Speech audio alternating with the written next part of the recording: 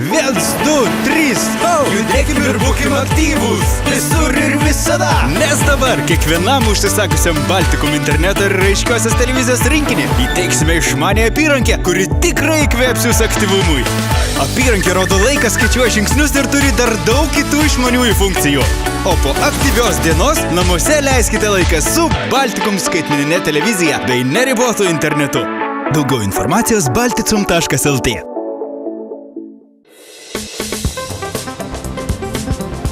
Penktadienio Liepos 15 dienos Jurbarko žiniose matysite. Rajono politikai nepritarė Tauragės regioninio atliekų tvarkymo centro norams savo skolas dengti savivaldybės biudžeto sąskaitą. Jurbarko Antano Giedraičio Giedriaus gimnazijoje šiemet mažesnės šimtukininkų gretos. Jubiliejinėme teatrų festivalyje viešėjo Toronto lietuvių teatras Žalios lankos. Liepos 12 dieną įvykusiame neeilinėme Jurbarko rajono savivaldybės tarybos posėdyje rajono politikai svarstė didinti ar ne 1 tonos komunalinių atliekų sutvarkymo kainą. Šis klausimas jau buvo svarstytas birželio mėnesį vykusiame rajono savivaldybės tarybos posėdyje, kuriame politikų buvo prašyta nuo šių metų Liepos 1 dienos leisti padidinti 1 tonos komunalinių atliekų sutvarkymo kainą nuo 64,87 € už toną iki 96,80 € skaičiuojant su PVM-u. Sprendimo projektas buvo parengtas atsižvelgiant į uždarosios akcinės bendrovės Tauragės regiono atliekų tvarkymo centro valdybos posėdyje priimtą sprendimą didinti šį įkainį. Už pasisakė visų 4 savivaldybių administracijos direktoriai. Pagrindinis kainos didinimo motyvas – sunki finansinė Tauragės regiono atliekų tvarkymo centro padėtis. Atliekas tvarkančios bendrovės ekonomistės paskaičiavimo, tam, kad įmonė būtų pajėgi padengti turimas skolas, 1 tonos atliekų surinkimo kaina turėtų būti nemažesnė nei 85 €, skaičiuojant be pridėtinės vertės mokesčio. Nors tarybos nariams prie klausimo pridėtame aiškinamajame rašte teigiama, kad dėl didesnės 1 tonos atliekų sutvarkymo kainos vietinės rinkliavos dydis gyventojams nesikeis, rajono politikai svarstydami šį klausimą įsivėlė į nemenkas diskusijas. Vieni siūlė padėti bendrovė ir pakelti prašomą mokestį, o kiti primindami, kad pati įmonė nesiima jokių veiksmų, kad susimažintų savo pačių išlaidas, siūlė neužkrauti šios naštos rajono biudžetui, iš kurio ir būtų mokamos didesnės sumos. Po ilgų diskusijų balsuojant už šį klausimą buvo nuspręsta palikti tą patį šiuo metu galiojantį 64,87 € mokestį skaičiuojama už 1 tonos atliekų sutvarkymą. Ko nelabiausiai tokiam padidinimui priešinęsis rajono savivaldybės vicemeras Saulius Lapėnas po posėdžio vykusios spaudos konferencijos metu pagrindinės savo argumentais prieš įvardino prieš keletą metų Tauragės regioniniame atliekų tvarkymo centre atlikto valstybės audito ataskaitoje išsakytas pastabas dėl įmonės negebėjimo susitvarkyti su savo finansais. Ataskaita vadinasi regioninių atliekų tvarkymo sistemų veikla, išvadose yra vienas konstatavimas. Ir kaip nekeista būtų, prabėgus 3 metams mes esam panašioj situacijoje. Tai pradžiai norėčiau pateikti citatą. Ten buvo konstatuota, kad savivaldybės negali kontroliuoti ir daryti įtaką faktinėms atliekų tvarkymo sąnaudoms. Tokia situacija leidžia pagrįstai abejoti, ar faktiškai veikia principas teršėjas moka ir ar nesudaromos prielaidos atliekų tvarkymo veikla užsiimančioms įmonėms gauti pelną atliekų turėtojų permokų už atliekų tvarkymo sąskaitą. Čia ištrauka yra iš valstybės audito kontrolės ataskaitos regioninio atliekų tvarkymo sistemų veikla. Valstybės žiniose šitą dalyką galima surasti. Šita situacija, kuri vyksta dabar, kada Tracas bando paimti iš savivaldybių didesnę pinigų dalį, padidindamas atliekų tvarkymo kainą, nedidinant tarifo, iš esmės savivaldybės veda į beviltišką situaciją, kada mes nebegalim kontroliuoti paties Traco, jo apetitų. Nes argumentai, tai, ką jie pateikia, tai nėra ekonomiškai pagrįsti argumentai. Tai yra daugiau norų suvestinė iščiulpti iš savivaldybių biudžetų pinigus. Kas bus metų pabaigoje, Traco visiškai nejaudina. Jie tai prisidengia sparnuotą frazę, kad bus dvinarė sistema. Tos dvinarės sistemos nei metodinių nurodymų, nei pavyzdinių kažkokių tai nuostatų, skaičiavimo metodikų šiai dienai niekas nematė, niekas jų nežino. Tai tikėtis, kad savivaldybė staiga kiekvieną išraš po dviratį, kai pati aplinkos ministerija negali pateikti metodinių rekomendacijų, aš labai abejoju. Ir ką tai reiškia? Tai reiškia, kad metų gale atsidaro skylė ir mes turėsim svarstyti vėl kokią mokyklą, biblioteką uždaryti ar kultūros namų. Kad šioje įmonėje problemų yra daug, vicemerui pritarė ir rajono meras Skirmantas Mockevičius. Problema yra didžiulė su Tauragės atliekų regionų tvarkymo centru ir jų klausimą mes turbūt svarstome kiekvieną mėnesį po kelis kartus įvairiuose lygiuose. Tiek svarsto valdyba, Tauragės regionų atliekų tvarkymo centro valdyba, į kurią įeina visi administracijų direktoriai, žinodami, kad tai yra mūsų pačių įmonė, mūsų pačių įstatinio kapitalo sukurta, joje ją vežami į mūsų rajono atliekos, ji funkcionuoti privalo. Ir žinant, kad išeities reikia vienokios ar kitokios ieškoti, jinai nuolat ieškoma, kalbama, važiuojama į Seimą, į aplinkos ministeriją. Ir tas būdas padidinti atliekų tvarkymo kainą buvo viena iš galimybių, kaip padėti įmonei. Buvo derinama taip, kad bus mokama didesnė kaina tol, kol nelendant į savivaldybės biudžetą, kol užteks biudžete pinigų. Ir tą patį paminėjo ir finansų skyriaus vedėja, tačiau manau, kad tarybos nariai šį kartą balsavo prieš arba susilaikė dėl to, jog nepakako pagrindimo dėl šios kainos. Tai aš manau, kad prie šio klausimo tikrai reikės dar grįžti, juo labiau dvinarė sistema privalėsime įvesti nuo kitų metų sausio mėnesį visoje Lietuvoje ir jos metodiką turėtų pristatyti regionų atliekų tvarkymo centras arba rugpjūčio, arba rugsėjo mėnesį. Tai pažadėjau šiandieną mums pateikti raštu. Liepos 12 dieną Jurbarko rajono savivaldybės meras Skirmantas Mockevičius pasveikino geriausiai rajone valstybinius brandos egzaminus išlaikiusius moksleivius, pademonstravusius puikius savo gebėjimus ir surinkusius po 100 balų iš anglų ir informacinių technologijų egzaminų. Iš užsienio kalbos anglų valstybinio brandos egzamino 100 balų įvertinimus gavo Jurbarko Antano Giedraičio Giedriaus gimnazijos auklėtiniai Viktoras Andriuškevičius ir Ugnė Stanislovaitytė, o informacinių technologijų Erikas Lineburgeris ir Arminas Petraitis. Kartu su jaunuoliais buvo pagerbti ir juos mokė pedagogai. Gimnazijos anglų kalbos mokytoja Jurgita Kazinevičienė ir Lina Maskulaitienė bei informacinių technologijų mokytoja Erika Liutkevičienė. Po sveikinimų rajono mero kabinete prie kavos puodelio buvo aptarta praėjusi valstybinio egzaminų sesija bei dalintasi ateities planais. Visi šimtukininkai neslėpė, nesitikėję tokių aukštų įvertinimų, tačiau džiaugiasi juos aplankiusią sėkmę. Laikiau anglų kalbą, lietuvių, matematiką, biologiją, chemiją ir informatiką. Ir šimtukas? Anglų. Ar sunkus buvo egzaminas? Nebuvo lengvas. Ar tikėjai tokio rezultato? Tikėjausi, kad bus daug, gal visai 100 ne. Laikiau 4 egzaminus, manau, tiek užtenka, tai lietuvių, anglų, matematika ir informatika. Už 100 gavau iš informatikos. Kiek buvo jūs tau tikėtis, netikėtis? Iš egzaminų išėjęs jau tikėjausi aukštai, bet 100 tikrai nesitikėjau. Kaip kiti egzaminai? Kiek tikėjausi, tiek ir gavau. Nei daugiau, nei mažiau. Laikiau matematiką, lietuvių, anglų ir dailę. Tai geriausiai anglų, aišku.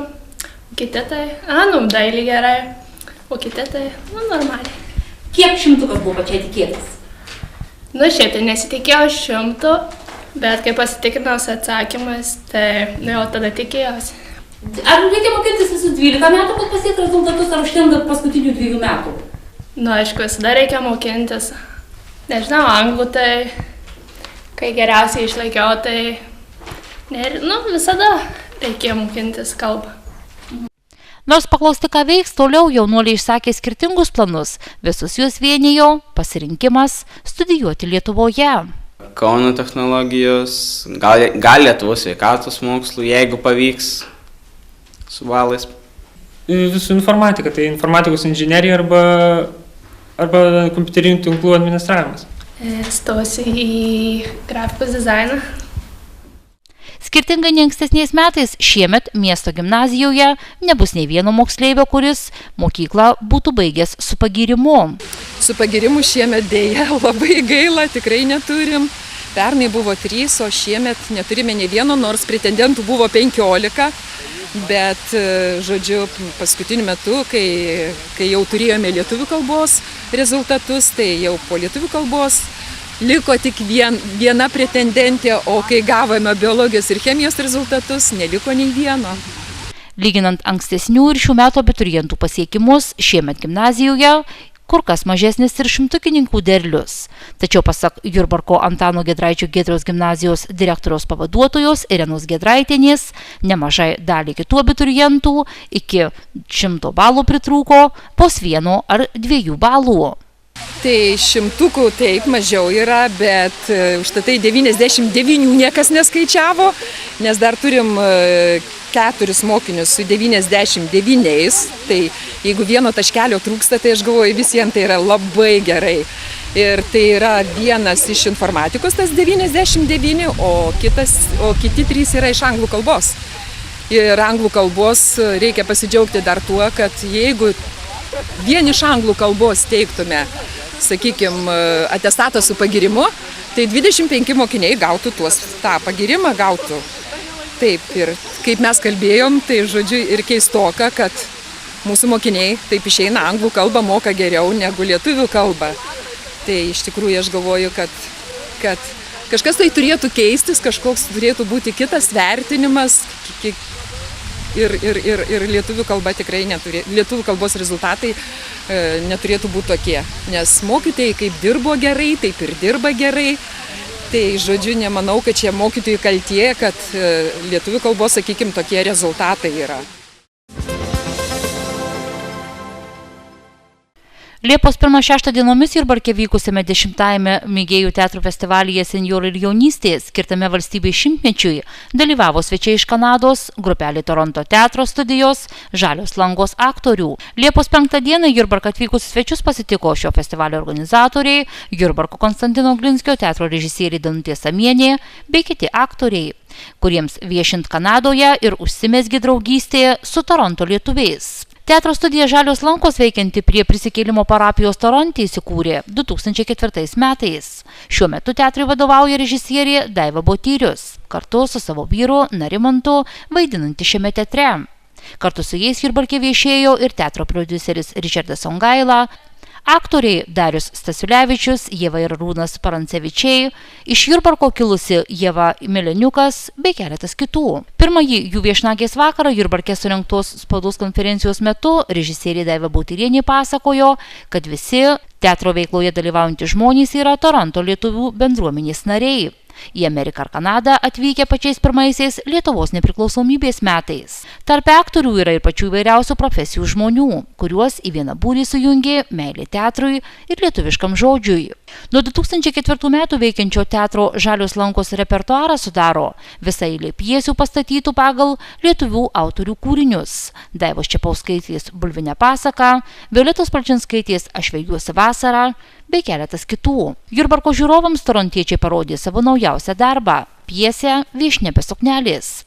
Pastatyta pagal prancūzų dramaturgo Marko Kamoleti kūrinį, sulaukusi pasaulinio pripažinimo. Komedijos spektaklio siužetas pasakoja vienos šeimos istoriją. Šeimos galva Bernardas planuoja savaitgalį praleisti su meiluže ir savo žmona Žaklinai kalbinėja vykti aplankyti mamos. Į būsimą vakarėlį pakviečiamas šeimos draugas Robertas, kuris yra slaptas Žaklinos meilužis. Situacija komplikuojasi, kai žmona nusprendžia nevykti pas mamą, o į namus atvyksta virėja Suzeta, kurią Robertas palaiko už Bernardo meilužę. Pjesės veikėjai taip susipainioja, kad iki pat spektaklio pabaigos nebelieka aišku, kas yra kas. Žalių lankų teatro aktorius Darius Stasiulevičius už Bernardo vaidmenį pelnė geriausio aktoriaus apdovanojimą, o šio festivalio geriausia aktorė buvo pripažinta jo kolegė, daugiau nei prieš 30 mečius iš Jurbarko išvykusi aktorė Milena Ivaniukas. Iš Jurbarko išvykau visai mažytė į Kauną, gal 7 metų. Bet kiekvieną vasarą buvo praleista Jurbarke, vaikystė, jaunystė, pirmos meilės. patys maloniausi prisiminimai. Šeima, močiutė čia gyveno, mama, mamos broliai, pusseserės, daug draugų buvo. O kaip tai Amerikoje atsidūrėte iš to Kauno? Vyras norėjo atrasti Ameriką ir aš išleidau jį ir paskui išvažiavau paskui.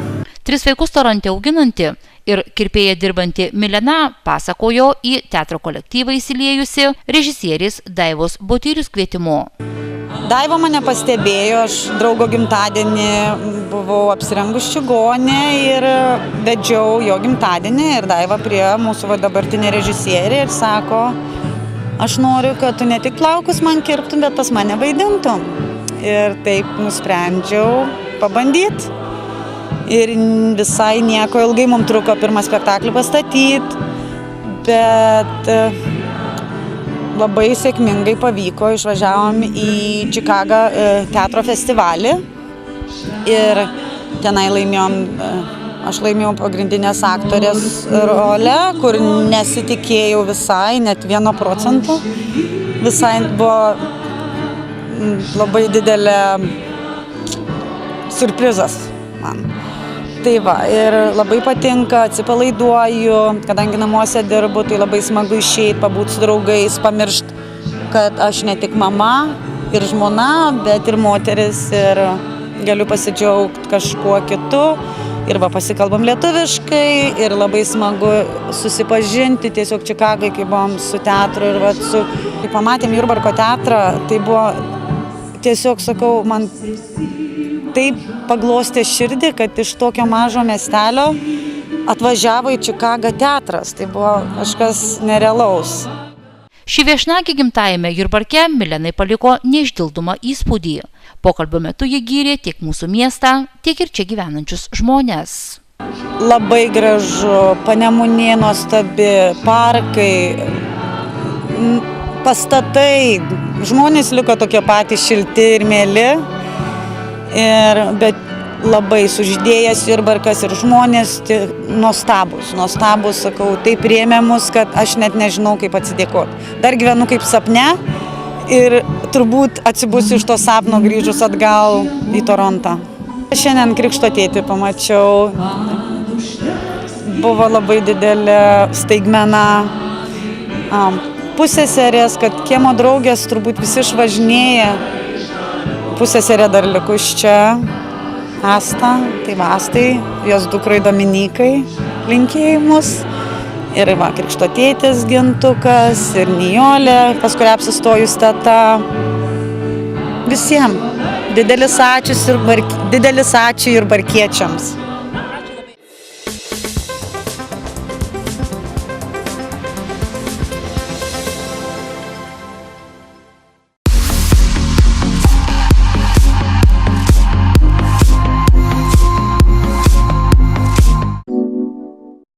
Šiandien išleistame naujausiame mūsų laiko numeryje skaitykite. Straipsnėje pavadintame Zubrickų kaimo darbštuolės Aldanos gyvenimas prie Lietuvos ir prie Ruso rašoma. Tamošių gyvenvietė viena iš didesnių Veliuonos seniūnijoje yra apsupta nemažai kaimų. Vienas iš jų, važiuojant nuo Veliuonos, plyti kairėje Tamošių pusėje. Tai Zubrickų kaimas.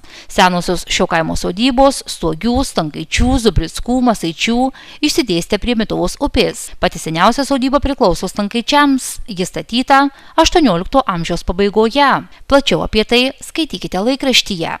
Kitoje publikacijoje, pavadintoje Savivaldybės specialistų paieška, tinkami neatsiliepia, o geri nereikalingi, rašoma.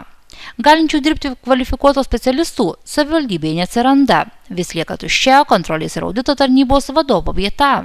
Neatsiranda pretendentų užimti ir infrastruktūros ir turto skyriaus vedėjo pareigybei, o nusipelniusiems specialistams pasiūloma dirbti ne visą darbo dieną, o tik pusę etato. Tokia šių laikų Jurbarko savivaldybės realija.